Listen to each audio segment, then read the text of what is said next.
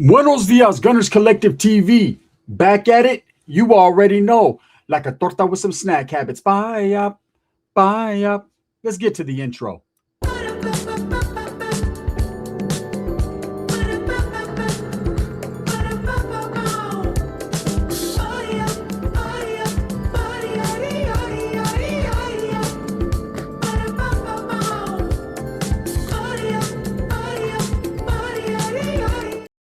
Welcome back to the channel. And if you haven't already hit that like and subscribe button, make sure you go ahead and do that. Put your notification bell on all so that way you're directed in the direction of the dope content that I stay kicking. And I appreciate the support, man. I'm very humbled by it. So, a very violent week in the California Department of Corrections. You had people getting stabbed and put in trash cans. You had people getting stabbed on the yard that wear correctional officer uniforms. Wow, it was crazy. And I'm more aghast is the word, right? I'm tripping more off the CO getting stabbed because that doesn't happen every day. I'm going to give you guys the full rundown on what yard it happened, what prison it happened, and maybe why it happened. So let's read the article that was put out from, of course, California Prison News. Attempted homicide of California State Prison Sacramento under investigation of a peace officer, meaning a CO, right? Wow. The California Department of Corrections and Rehabilitation officials are investigating an attack on a peace officer at California State Prison Sacramento, SAC, also known as New Folsom.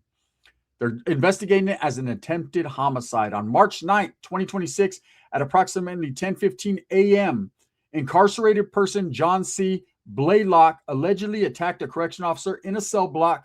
The officer sustained multiple puncture wounds. Staff responded immediately and used physical force to quickly quell the attack. They responded immediately and used physical force to stop the attack. Where was that responding immediately when that youngster Joseph was killed in Salinas Valley and they sat there and watched him get stabbed over 180 times before intervening in the situation after it was too far gone, after it was done, right? Where was the immediate response when all them Southerners were stabbing that one guy on the yard a while back? Where was that immediate response? But when it's a correction officer, it's an immediate response, right? It kind of makes you say, and wonder. Institution medical staff responded on scene to the triage of the officer's injuries. The officer was then transported to an outside medical facility for a higher level of care. The officer is in good condition and is awaiting discharge.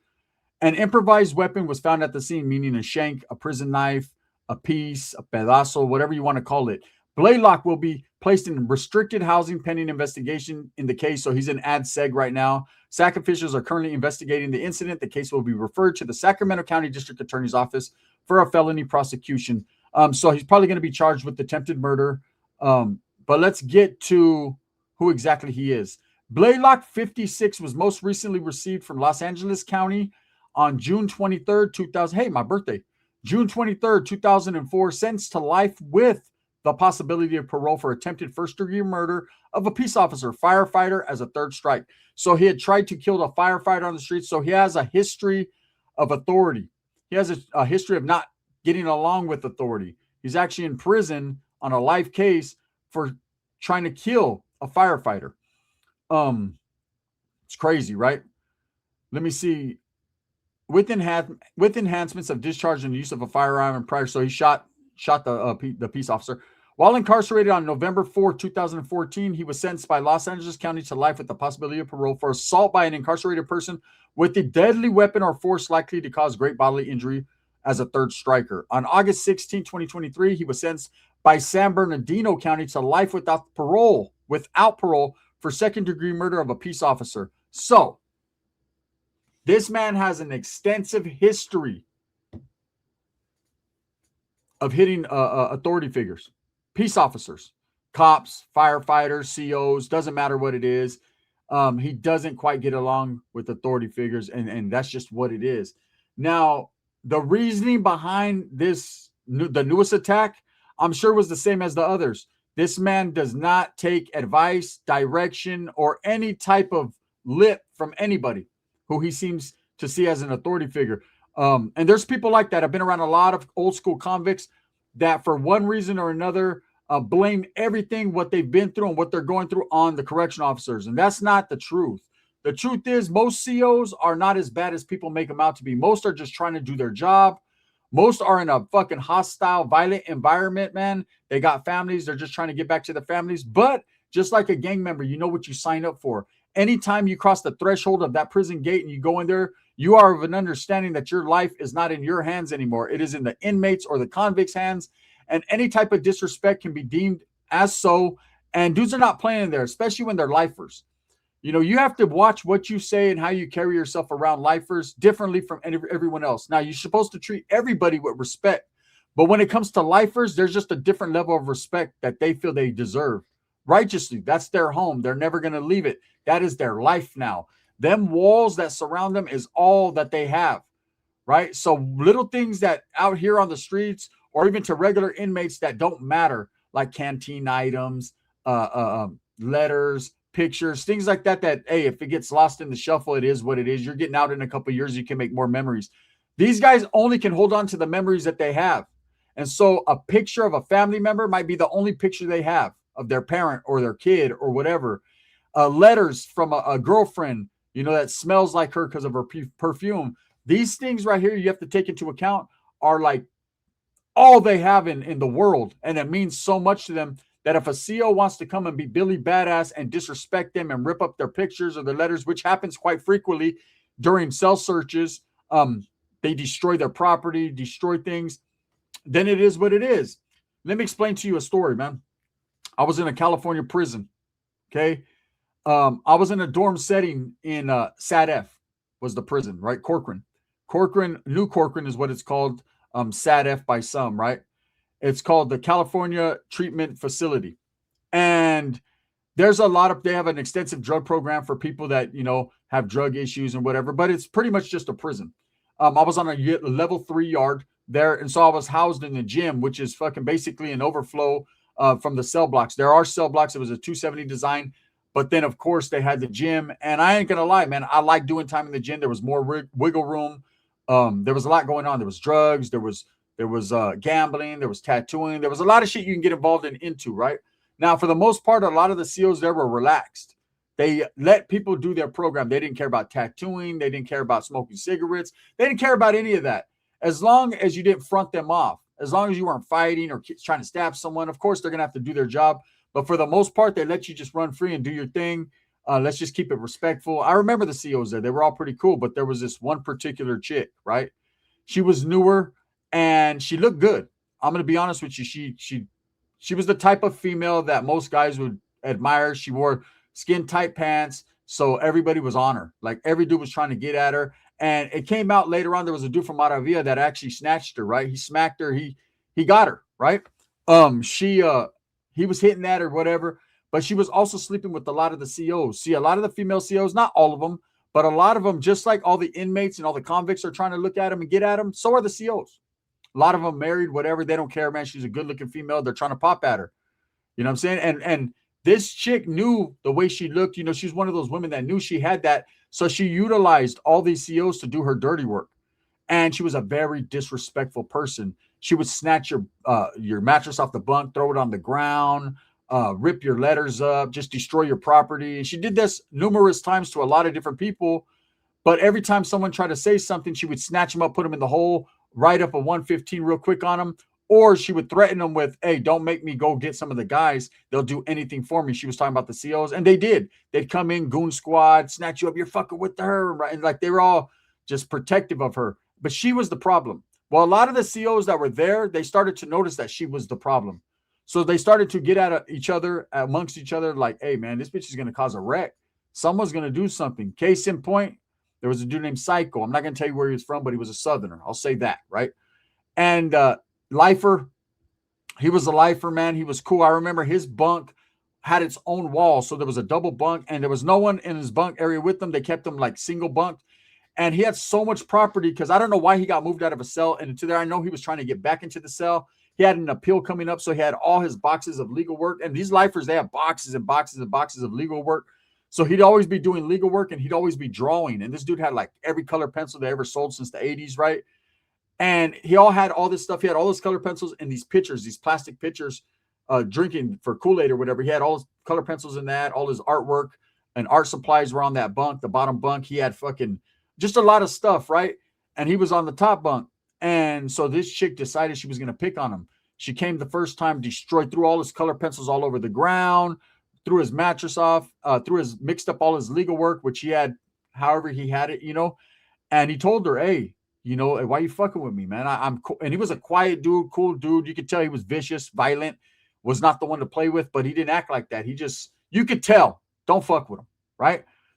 And she kept on messing with him, kept on day after day after day after day, till finally he whacked her. Didn't kill her, but almost did, right? She went out in a bag. Put it like that. I don't know if she survived or not. They never told us, but he whacked her, right? He got pissed. So anytime a CO goes in there, man, you keep fucking with people, the situation can be the situation. Now, with this dude Blaylock, I'll say this. Knowing his history, you would think that most COs would tread lightly around him. But there are COs that don't care what you're in for. They're not reading your C file unless you're a gang member. They don't really trip or care. Now, this happened in a New Folsom Yard. There are rules and regulations to stabbing a CO. Not just everyone can get off on a police officer if you're part of a group. And believe me, in the California prison system, everybody's part of a group. You can't just get off like that without some say-so, without having a legitimate reason. Now, disrespect is definitely a legitimate reason.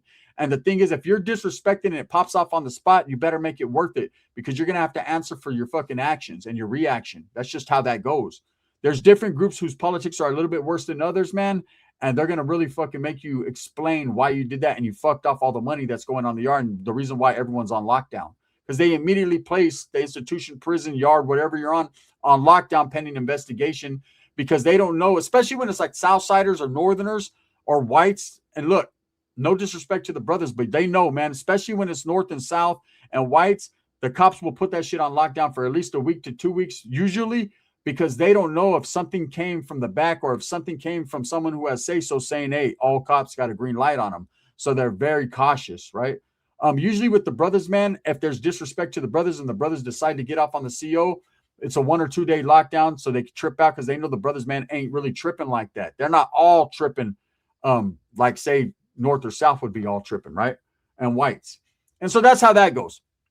Anyways, man, with this guy's history and the prison he was at, he was in New Folsom. And from what I'm hearing, it was an EOP yard. So he was actually on that EOP yard. So he's kind of a JCAT, right? And someone who has that type of record has multiple and numerous fucking attempts on the lives of COs, correction officers, firefighters, police officers. This was bound to happen. It's a situation where he's a lifer without the possibility of parole. And so he's not going to fucking let any fucking CO disrespect them. So I'm sure this wasn't just something he just chose to do off a whim. He probably was disrespected or misinterpreted and felt disrespected and targeted the CO. Sometimes there are certain COs that are targeted on yards because of the way they act, the way their character is. So that's what happened. That happened this week. The CO was stabbed. CO's in better condition. That guy's going to be in ADSEG. He probably will get a DA referral, which means he will be charged. But what are they going to give him when he's already doing life without the possibility of parole? You could put him over here. You could put him over there. But you got to put him somewhere.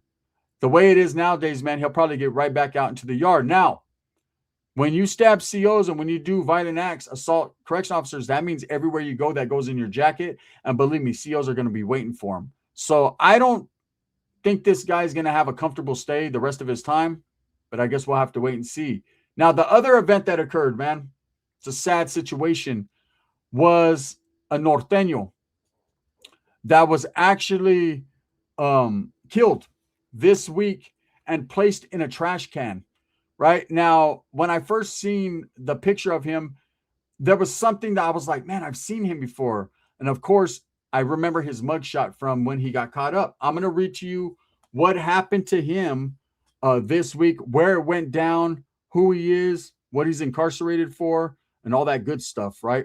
So let's get into it. Happened at Pelican Bay State Prison. It says Pelican Bay State Prison officials investigating the death of an incarcerated person as a homicide. Crescent City, California, Department of Corrections and Rehabilitation officials are investigating the death of an incarcerated person at Pelican Bay State Prison, one of the most notorious prisons in California, as a homicide. On March 9th, 2026, at approximately 2 p.m., staff found Gabriel Otero, 33, unresponsive. Staff immediately initiated life-saving measures on Otero and activated 911. The Del Norte County coroner pronounced Otero deceased at approximately 3 p.m. So he must have still been alive, had some breath in him. They tried, or they found him dead, right? Otero's cellmate has been placed in restricted housing pending an investigation by the Pelican Bay State Prison Investigative Services Unit and Del Norte County District Attorney's Office. The Office of the Inspector General has been notified. Otero, 33, was received from Monterey County, Salinas, right? On July 16, 2021, he was sentenced to 35 years for second-degree robbery, second striker with enhancements for a street gang act and commission of a violent felony, use of firearm, and prior felony convictions of serious offenses. Pelican Bay State Prison houses minimum, maximum, and medium security male incarcerated persons. The institution opened in 1989. And we already know about the infamous riot that happened in 2001 and all that good stuff, right? Look, this is a situation where this guy must have fucked up, found himself in bad standings. You know, that doesn't say where they found him, but from what I'm hearing, he was placed in a trash can. And it's an unfortunate situation. And I know people are like making videos saying, you know, this is what happens. This is how much they care about you. Look, I'm going to explain something to you.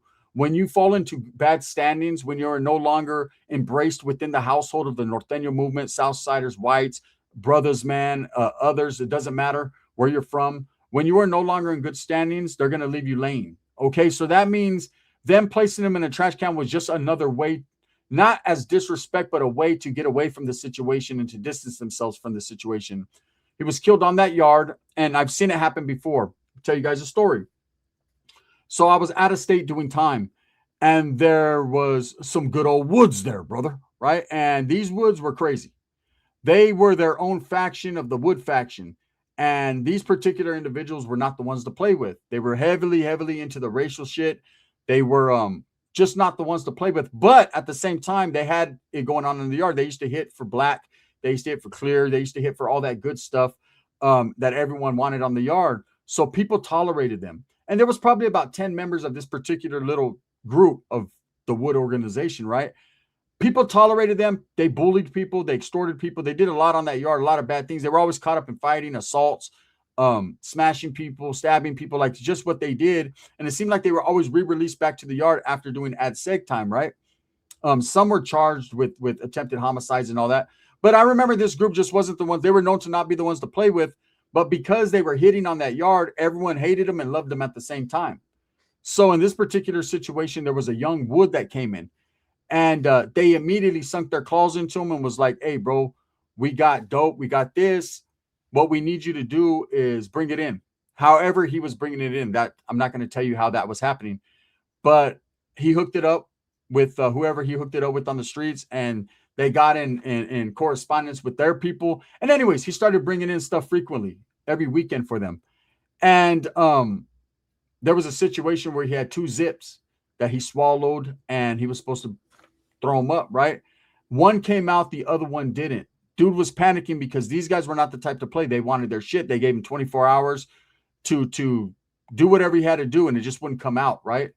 So what they did was they took him, I guess, and they had a trade shop.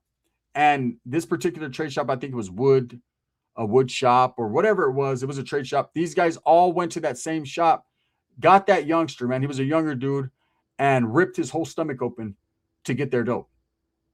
That's what they did. Then placed him in a trash can, and he wasn't discovered until after count time, right?